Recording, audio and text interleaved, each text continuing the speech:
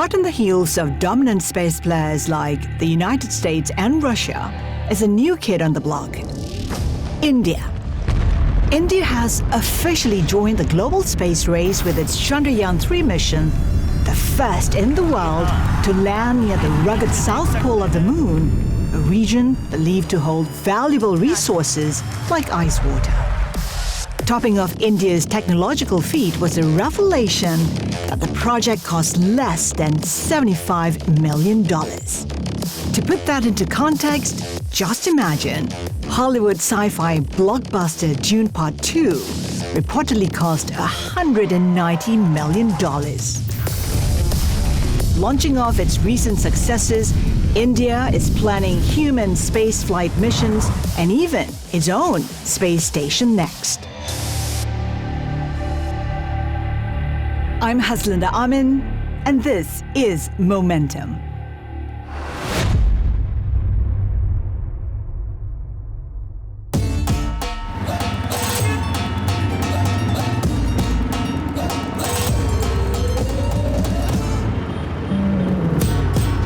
In every space epic, there is an origin story. And India's space ambitions began as a way of boosting its economy when the country was newly independent. Indian Space Research Organization, or ISRO, was founded in 1969, and its priority was developing space programs which would benefit India's people in their day-to-day lives, like communications and meteorology. ISRO's first satellite, Aryabhata, was launched in 1975. More satellites for space programs addressing India's needs like telecommunication, television broadcasting, and disaster warnings were launched in the 1980s. In the late 1990s and early 2000s, influenced by China's space programs, ISRO began work on moon missions. Then, India launched its first lunar space probe Chandrayaan-1 in 2008, marking the country's shift towards more glamorous, high-visibility space projects. But how is India blasting ahead with its space ambitions on a shoestring budget in an industry notorious for costing billions? I head to Bengaluru, often dubbed the space city of India, to find out more from Susmita Mohanty, a space entrepreneur and space diplomat. India grabbed the world's attention with its mission to the moon. Yet, when you talk about the narrative around India's space sector, it is frugal engineering. What do you make of it? I don't buy into the frugal engineering narrative, really. Let's take the Mars mission. So we launched our orbiter to Mars in 2014. And from the day the budget was approved to the day we launched it was all of 14 months. When you look at a NASA mission, a planetary mission, it takes a good 6-7 years. So the Indian Space Agency, I would say, is an organization which has the kind of agility to make things happen on an accelerated timescale. It's also because we have a very different design approach. For example, if NASA is designing a lander, their approach is as if they're designing a Formula One car. But we are a more pragmatic country. So we take, say, a Jeep approach. What we're looking for is a rugged, robust hardware that can make the landing. So it's much faster. You compress the design cycles. So would you say that is what is cutting edge when it comes to India's space approach? I think I would say that. In fact, if you think about it, it's a startup approach. When you look at these so-called new space companies, like SpaceX, like Blue Origin, or any of our Indian companies like Skyroot or Pixxel, they're very agile and they have a very organic way of problem solving. So I think the Indian Space Agency has a lot of these characteristics of a startup. So they're not this clunky big bureaucracy that takes a while to build something. That is an advantage. So strong government support, an agile design process, and a bootstrapping mentality go a long way in stretching space budgets. Case in point, ISRO was given $1.5 billion for space missions in 2023, a mere fraction of NASA's $25.4 billion and China's estimated space budget of $13 to $14 billion. Why does India need a space program? People often talk about how there are poor people to look after, starving people to feed. Why a space program? What's important to understand is that any country that chooses to have a space program does it because space enables things here on Earth, whether it's agriculture, resource management, urban planning, security, defense. So I think space is an enabler. And a subcontinent the size of India, with 1.4 billion people, having a space program is a necessity. It's not a luxury. Let's say we have a drought this year. If our farmers have to go out and apply for insurance, we have satellite imagery to prove. It literally boils down to impacting the lives and livelihoods of people at the grassroots level. As India's space capabilities have grown, its space goals have expanded to developing satellites for military purposes. How much of it is geopolitics, though? Is India's own aspirations a counter to China's space programs? Well, I think everything is geopolitics. So space is also geopolitics. I would compare what China is doing in space terms with what the United States is doing. And I think at this point in time, I would say that China is the new superpower. In some ways, it has already overtaken the United States. But if you look at India, yes, we do have our constellation of navigation satellites and ComSats and Earth observation satellites, which give us a strategic autonomy in terms of figuring out homeland security, defense. So there is that angle, but I don't think we are really mapping ourselves onto China. I want to talk about India's space private sector. Pretty nascent, but has come a long way. Your thoughts on how it's developed so far? When you look at India's private sector, there are two kinds of companies. One, what we call legacy companies. Companies like Godrej that builds rocket engines from the 70s.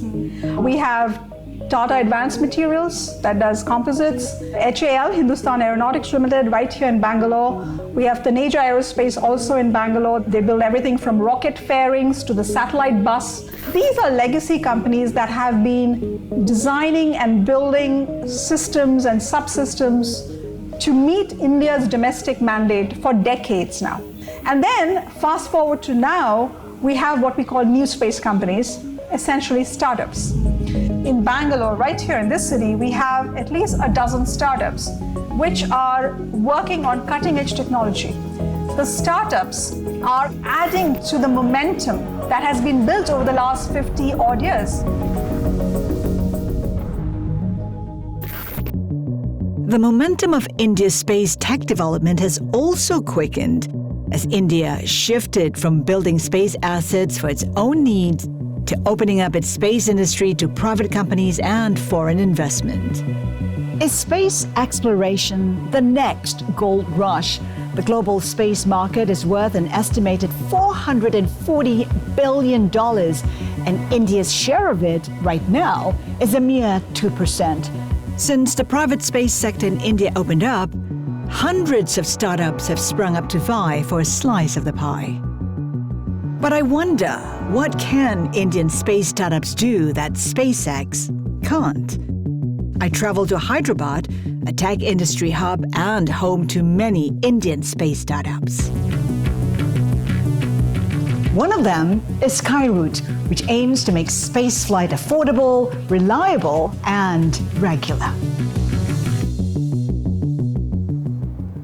Pawan, Skyroot launched India's first private rocket in 2022, Vikram S. Yes. It's also unveiled Vikram 1, second mission. Yeah. Why is it significant? I think Vikram S is a major event in the space industry in India because it was done in a record time of just 2 years, and it's India's first and South Asia's first rocket went to space, successful in the very first attempt. So it really showed the potential of India's space sector, the speed and the reliability of what we can execute in. We are pushing the boundaries of technology and making better solutions, bringing the cost down. and then transforming lives as a whole in this process.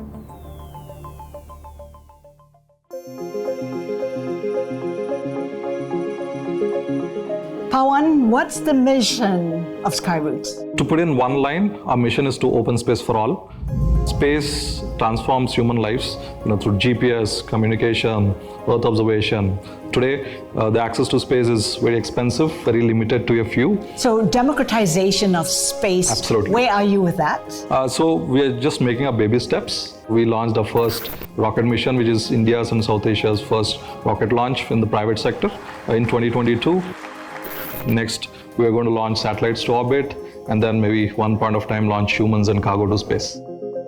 Traditionally in the aerospace industry, people use metals like steel, aluminium, these are heavy metals. So we are going for carbon fiber, which is like super light, which is the material of the future.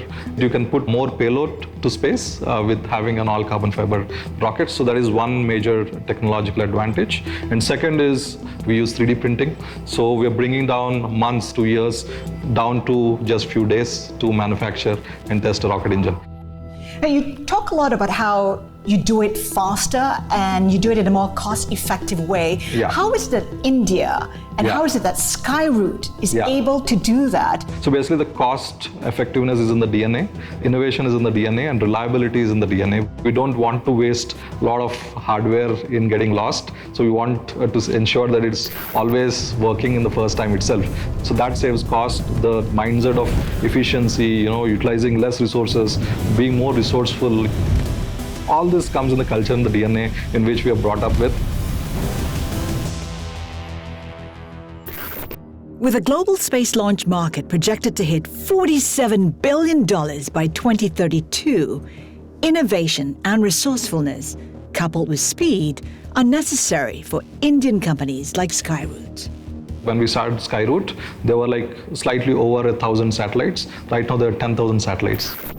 So just within the last 5-6 years, there is 10x growth in the number of satellites in space, and it's going to even explode further in the future. So that's where there is huge demand for launch of satellites. And it's a very underserved market because building rockets and launching is very complex, very difficult. Very few companies are able to do it. That's what we found as an opportunity for Skyroot, and we want to be one of the top few players in the world and grow the space economy as a whole.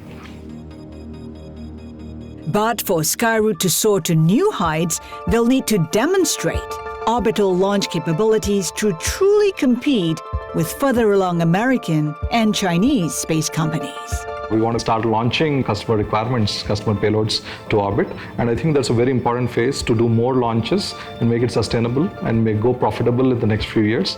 We want to widen to even be able to launch even bigger satellites. We want to be able to even launch large cargo or even humans to space. What we're starting off is the smaller vehicles, which will launch small satellites. The rocket is like a 7-storied building tall rocket. The core structure of the rocket is completely built in-house. And then we have like a support system of hundreds of suppliers to build the rest of the rocket. To really open space for all, we need to build rockets which are so cheap. They should be like aircrafts. You hop onto them and then you have to reuse them. Going to space should become as easy as taking a flight. But SpaceX, which is on track to complete 135 launches by the end of 2024, rules the rocket industry. Can an Indian startup really compete? SpaceX remains the cheapest option. Yeah. Will you get there? SpaceX is a different solution where they're more like a train to go to space, where like they can launch large amount of payload. We are more like cabs to go to space. So just like booking a cab, you book your rocket and you go to exactly where you want and whenever you want, right? So among the cabs to go to space, we will be like the most competitive. We have a different set of customers which we serve too. We want to be the most competitive player in that segment.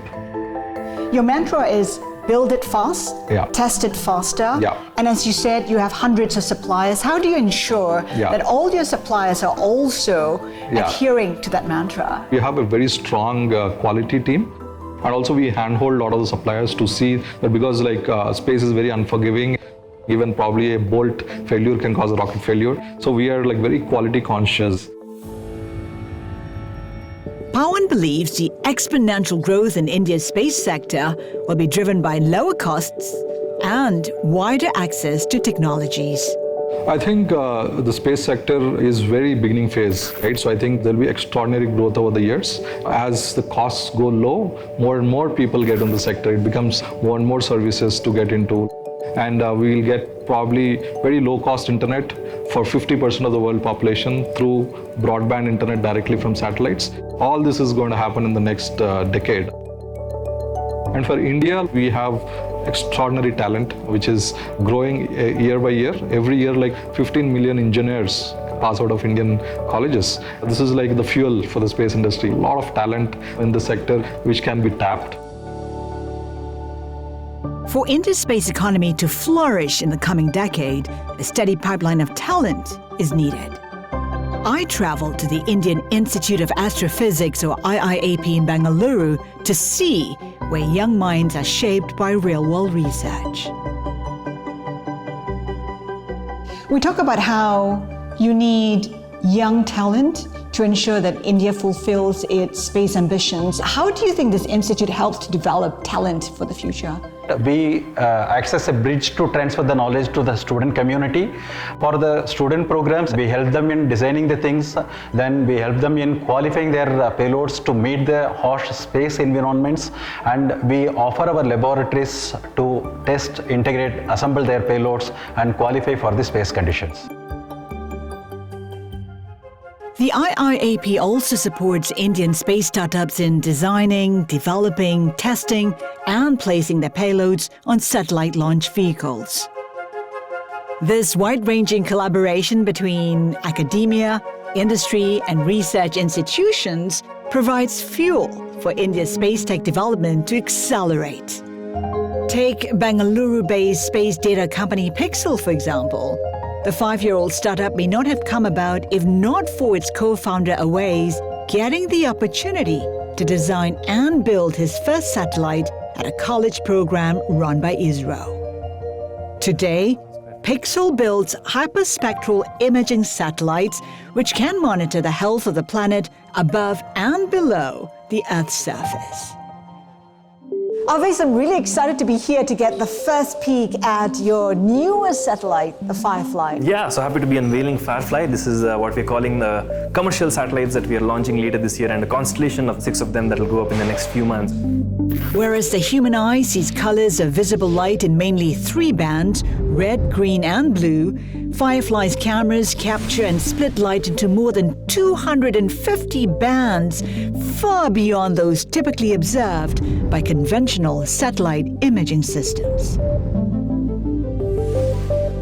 So your customers can benefit in what ways? I mean, how does it serve them with the data that you collect? So for example, if you're looking at a farm, instead of just being able to identify how healthy the soil is, we can go way beyond that with a hyperspectral sensor to be able to see what nutrients are present in the soil, what species of crop is growing down there below, what disease or pest infestation that might be present there.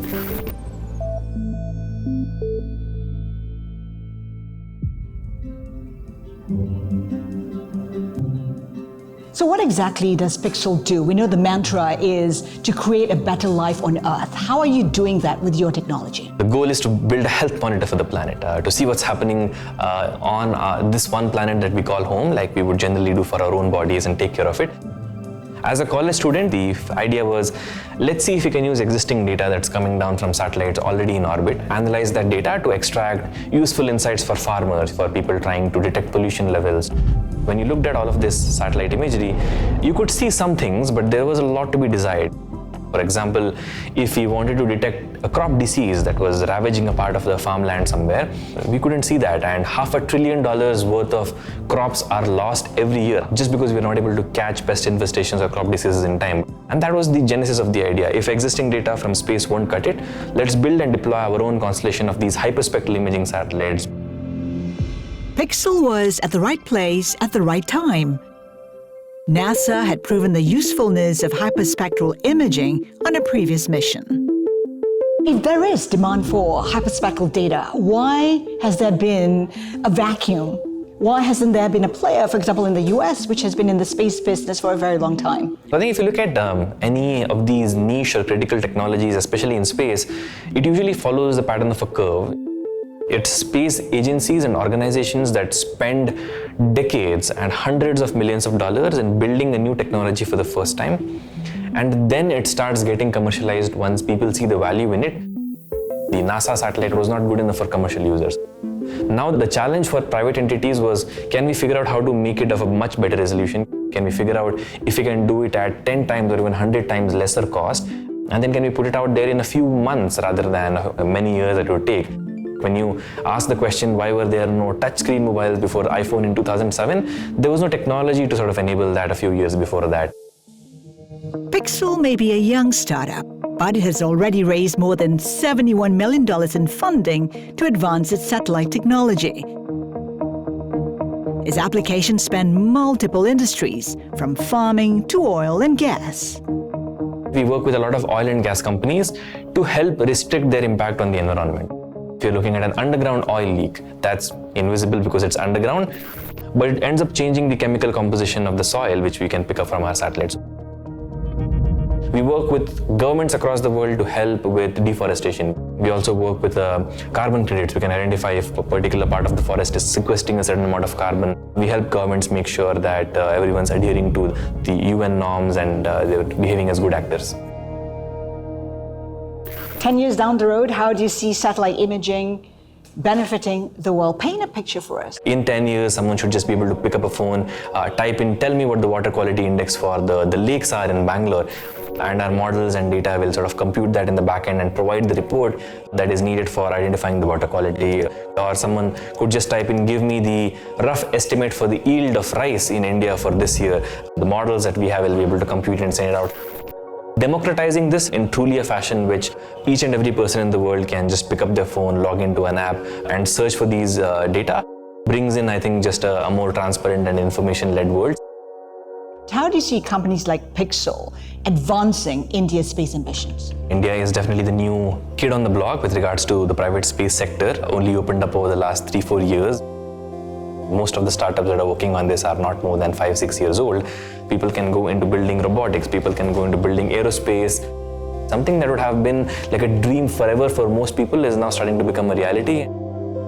In case of Pixxel itself, right, we started it when we were 21 years old. Obviously, a lot has been learned since then. We have tempered that with experienced folks, but most of our folks are still under 30. India has always been known traditionally for being a low-cost provider of things, but the new age startups that are coming up are building technologies that are being tested for the first time, whether that's newly 3D printed rocket engines or building hyperspectral satellites of a resolution and quality that have not been provided before.